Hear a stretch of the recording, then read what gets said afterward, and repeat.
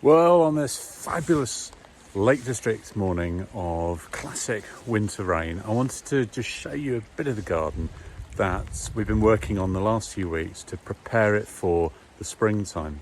It's this area here which sits at the entrance to the nursery, and this year we had it set out as a sort of a cut flower garden with dahlias and other annuals, and we're kind of repeating that process. So we stripped out in November time and we've been planting wallflowers for the spring, which are these strips of green here, and then in between we've got rows of spring flowering bulbs. We've got narcissus, we've got some beautiful tulips in here, and essentially they're planted in lines so that when they do come up we can cut them and use them wherever at home around the nursery.